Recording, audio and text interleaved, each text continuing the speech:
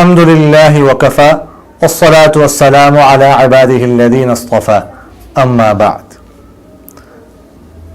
नाइम खान भाई ने पूछा है कि क्या दूसरी शादी के लिए पहली बीवी की इजाज़त ज़रूरी है? दीन इस्लाम में इसका क्या हुक्म है? जवाब इनायत फरमाए। देखिएगा, शरअन दूसरी शादी के लिए, दूसरे निकाह के लिए अपनी पहली बीवी से इजाज़त लेना या उसकी रजामंदी हासिल करना ये ज़रूरी नहीं है। अलबत्ता हमारे पाकिस्तान के कानून में ये ज़रूरी है कि दूसरी शादी के लिए पहली बीवी से इजाज़त ली जाए। और चूंकि ये कानून जो है शरीयत का मुतसादिम नहीं है, शरीयत से टकरा नहीं रहा, इसलिए ऐसे कानून में, ऐसी सूरत में कानून की पसदारी करना ये ज़रूरी होता है। देखिएगा, शरीयत आपको ये कहती है कि अगर आप दूसरी बीवी से, पहली बीवी से इजाज़त ना लें तो भी आप शादी कर सकते हैं, दूसरा निकाह कर सकते हैं। लेकिन शरीयत आपको ये नहीं कहती कि दूसरे निकाह के लिए पहली बीवी से इजाज़त लेना ये जायज़ नहीं है, ये नाजायज़ है। ये तो शरीयत नहीं कहती। शरीयत आपको कहती है आपकी मर्जी, आप इजाज़त लें या ना लें, ठीक है। और कानून ये कहता है कि पहली बीवी से इजाज़त ली जाए। तो ये कानून ऐसा नहीं है जो शरीयत से टकरा रहा हो। इसलिए शरीयत ने ये नहीं कहा कि दूसरी शादी के लिए पहली बीवी से इजाज़त लेना ज़रूरी है। इसलिए ऐसे कवानीन में जो शरीयत के मुतसादिम ना हो, कानून की पसदारी करना ये ज़रूरी होता है। लिहाजा इसी को देखते हुए जो कानून है उसके मुताबिक पहली बीवी से इजाज़त लेना ये ज़रूरी होता है। लेकिन अभी सुना है कुछ दिन पहले कि ये कानून अब ख़त्म हो चुका है। अब अगर किसी ने दूसरा निकाह करना हो तो अदालत से रुजू करे, अदालत उसको इजाज़त देगी और अदालत ही उसकी पहली वाइफ को, पहली बीवी को राजी करेगी। अगर ये बात हो, ये कानून ख़त्म हो चुका हो, तो फिर वैसे भी इसमें कोई हरज नहीं है कि दूसरे निकाह के लिए पहली बीवी से इजाज़त ना ली जाए। जान मोहम्मद साहब ने सवाल किया है कि आज हमारे कुएं में गाय गिर गई, 1.5 घंटे बाद उसको क्रेन के जरिए से जिंदा निकाल लिया गया, पानी का क्या हुक्म है? कुएं में बहुत ज्यादा पानी है।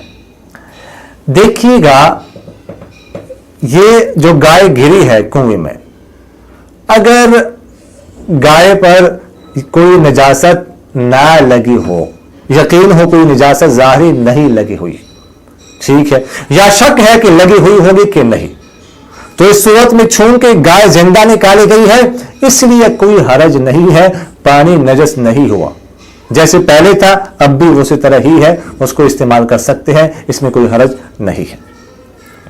अलबत्ता अगर यकीन हो कि गाय पर पहले निजासत लगी हुई थी, इस बात का यकीन हो, या गाय ने उधर गोबर किया है, यकीनन नजर आ जाए, या पेशाब किया है, तो इस सूरत में कुएं का पानी नजस हो जाएगा, सारा पानी निकालना पड़ेगा। अलबत्ता अगर कुआं जो है उसमें पानी बहुत ज्यादा हो और सारा पानी निकालना मुमकिन ना हो, तो ऐसी सूरत में फुक़हा ने लिखा है कि 200 और 300 के दरमियान ढोल निकाल लिए जाए। तो बेहतर है 250 या 300 ढोल निकाल लिए जाए, तो उस सूरत में कुआं पाक हो जाएगा। लेकिन ये ढोल निकालने से पहले जो नजासत वगैरह है उसको निकाला जाए, वो निकालने के बाद इतने ढोल निकाले जाए तो कुआं पाक हो जाएगा, पानी पाक हो जाएगा, उसको इस्तेमाल कर सकते हैं। उसके बाद मौलाना खालिद महमूद साहब ने पूछा है कि एक शख्स घर से 40 किलोमीटर के सफर पर निकलता है, मसलन फैसलाबाद से चंडियोट, वहां से फिर 40 किलोमीटर का सफर तय करता है, मसलन चंडियोट से सरगोदा की किसी जगह जाता है, तो क्या वहां पर कसर करेगा या पूरी नमाज पढ़ेगा? यानी मतलब यह है कि घर से निकलते वक्त शरीर सफर की नियत नहीं है, घर से निकलते वक्त 78 किलोमीटर की नियत नहीं है, بلکہ 35-40 کلومیٹر نکلنے کی نیت ہے، مثلا 40 کلومیٹر. وہاں پر جب پہنچا تو مزید اب کہا کہ چلو 40 کلومیٹر آگے جاتے ہیں، کسی اور جگہ کام پڑ گیا، کام پیش آیا، مزید 40 کلومیٹر گیا، اب 80 کلومیٹر ہو گئے.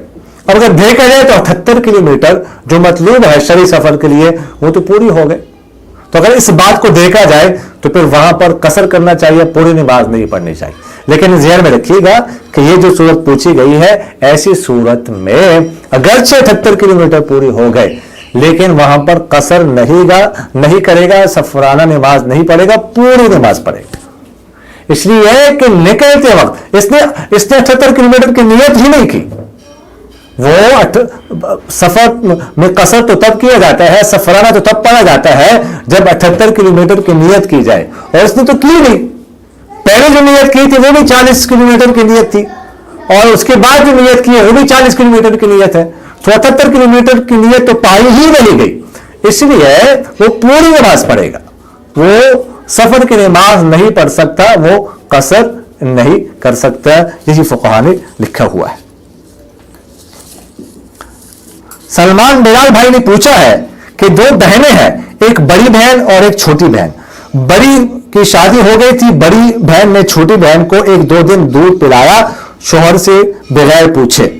اب چھوٹی کی شادی ہو گئی ہے اور اس کے بچے بھی ہیں، اور اب چھوٹی بہن کی بیٹی کا رشتہ بڑی بہن کے بیٹے سے کرنا چاہتے ہیں، یہ جائز ہے کہ نہیں؟ دیکھیے گا، جب بڑی بہن نے اپنی چھوٹی بہن کو دودھ پلایا تب وہ بہن، اس کے جو بچے ہیں اس بہن کے، ان کی بہن بن گئی، رضائی بہن ہو گئی. اب یعنی یہ لڑکی اپنے بانجوں اور بھانجیوں کی کیا بن گئی؟ رضائی بہن بن گئی. اور اس کے بچے اس بڑی بہن کے بچوں کے بھانجا اور بھانجیا بن گئی. اس لیے اب اس چھوٹی بہن کی بیٹی کا نکاح بڑی بہن کے بیٹے سے نہیں ہو سکتا، اس لیے کہ یہ جو لڑکی ہے یہ اس لڑکے کے لیے رضائی بانجی ہے. تو جس طرح حقیقی بانجی سے نکاح نہیں ہو سکتا، جائز نہیں ہے، اسی طرح رضائی بانجی سے نکاح کرنا بھی جائز نہیں ہے. جو رشتے جو ہے وہ نسب کی وجہ سے حرام ہوتے ہیں، وہی رشتے رضاعت کی وجہ سے بھی حرام ہوتے ہیں. لہذا یہ نکاح، یہ رشتہ کرنا جائز نہیں ہے. اقول قولی هذا استغفر الله لي ولكم ولسائر المسلمين فاستغفروه انه هو الغفور الرحيم. میرا دل بدل دے، میرا دل بدل دے، میرا دل بدل دے، میرا دل بدل دے.